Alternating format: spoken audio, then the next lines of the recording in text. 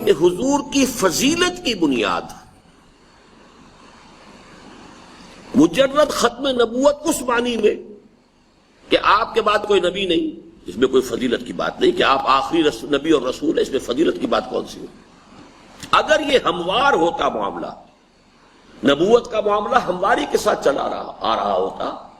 تو اس میں پہلے اور آخر کوئی فضیلت کی بنیاد نہیں ہے، پہلے کوئی آ گیا بعد میں کوئی آ گیا۔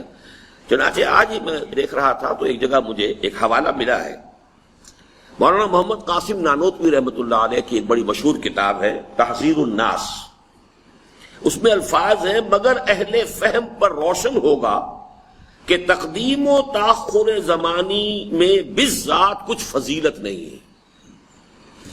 اگر شے ایک ہی سطح کی ہو تو کوئی پہلے ہو گئی کوئی بعد میں ہو گئی، کیا فرق ہو گیا اس میں؟ تقدم و تاخر زمانی میں بالذات کوئی فضیلت نہیں۔ بلکہ میں اس سے آگے بڑھ کر ایک بات کہہ رہا ہوں، اگر یہ نبوت و رسالت کا معاملہ ہموار ہوتا تو نبوت چونکہ اللہ تعالیٰ کی رحمت کا بہت بڑا مظہر ہے، فضیلت آغاز نبوت کی ہوتی، اختتام نبوت کی تو نہ ہوتی۔ رحمت کا آغاز جہاں سے ہوا ہے فضیلت تو اس کو ہوگی، نہ یہ کہ جہاں آ کر وہ معاملہ منقطع ہو گیا رحمت خدا بندی کا۔ تو واقعہ یہ ہے کہ فضیلت محمدی صلی اللہ علیہ وسلم کا کوئی پہلو ختم نبوت کے اس مفہوم میں موجود نہیں ہے کہ جو ہمارے ہاں بہت عام ہے، معروف ہے، مشہور ہے۔ لیکن یہ کیوں معروف ہو گیا، کیوں مشہور ہو گیا، اس کو بھی سمجھ لیجئے۔ اس کی اہمیت ہے فقہی، شرعی، قانونی، دستوری۔ لا نبی بعدی، میرے بعد کوئی نبی نہیں۔ جو نبوت کا دعویٰ کرے گا کذاب ہوگا، جو نبوت کا دعویٰ کرے گا دائرہ اسلام سے خارج ہو جائے گا، خواہ باقی ہر اعتبار سے کتنا ہی متقی ہو، کتنا ہی موحد ہو، کتنا ہی عابد ہو، کتنا ہی زاہد ہو، کتنا ہی بڑا عالم ہو، فاضل ہو، سارے اس کے اندر سپرلیٹو ڈگریز جو ہے، تمام خیرات و حسنات جمع ہو، لیکن جیسے نبوت کا دعویٰ کرے گا کذاب قرار پائے گا اور دائرہ اسلام سے خارج۔ اور جو شخص اس کی کسی درجے میں تصدیق کرے گا وہ بھی دائرہ اسلام سے خارج۔ اب اس کا معاملہ خود بخود واضح ہو گیا کہ بہت اہم ہے۔ کسی شخص کے مسلمان ہونے نہ ہونے کا فیصلہ اس پر ہو رہا ہے، کسی شخص کے جو شہری حقوق ہے اسلامی ریاست میں وہ ہیں برقرار یا ختم ہو گئے اس کا فیصلہ اس پر ہو رہا ہے،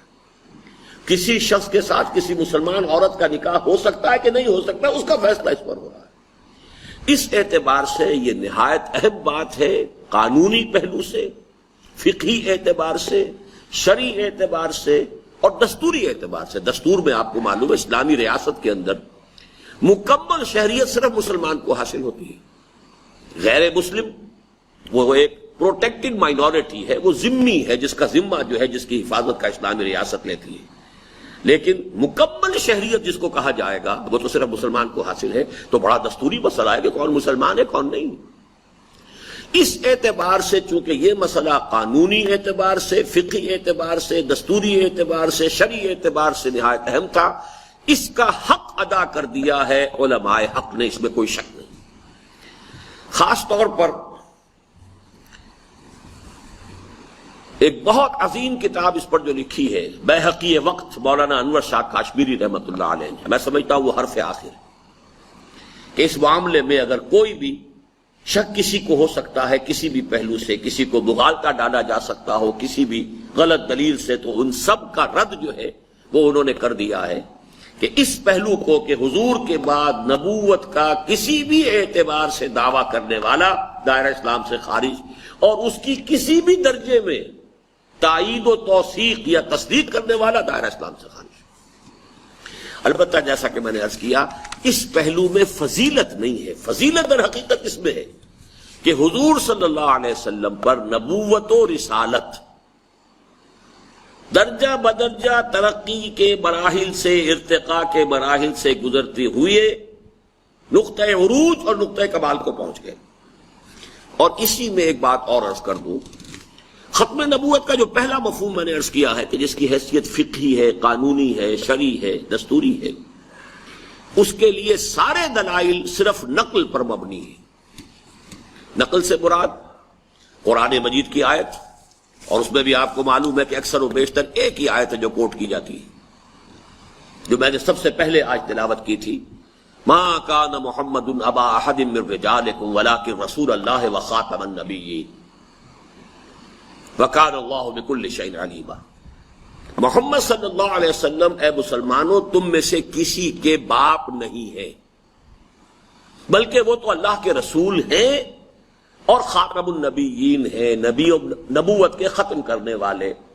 خاتم النبیین۔ وَكَانَ اللَّهُ بِكُلِّ شَيْءٍ عَلِيمًا، اور اللہ تعالی ہر شے کا علم رکھتا ہے۔ اس پر ہم دوبارہ بھی ریفر کریں گے اس آخری ٹکڑے سے مراد کیا ہے۔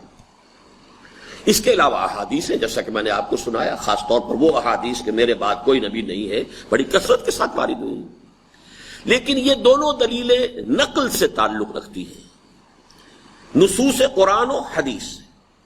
عقلی دلیل کیا ہے؟ عقلی دلیل کا سارا دار و مدار اس تکمیل نبوت پر ہے۔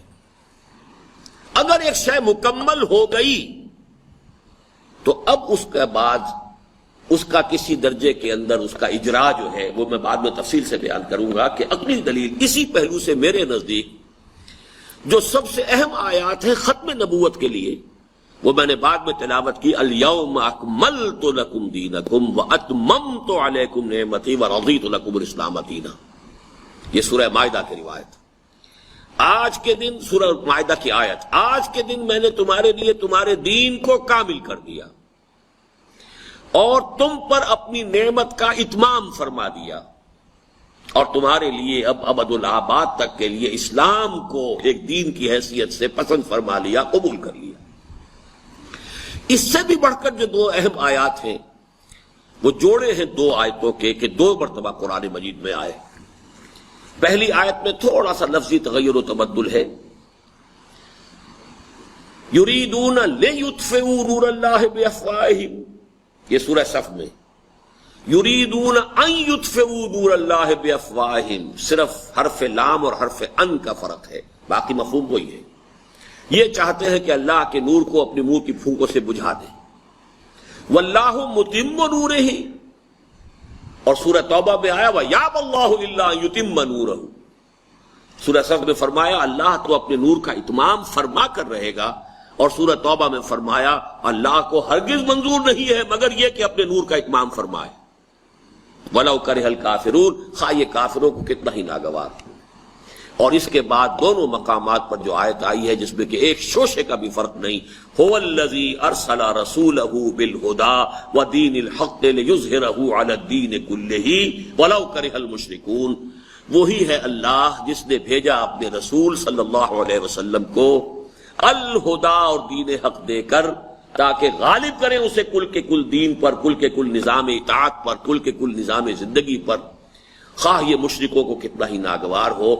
میرے نزدیک ختم نبوت کی عقلی دلیل اس آیت میں ہے۔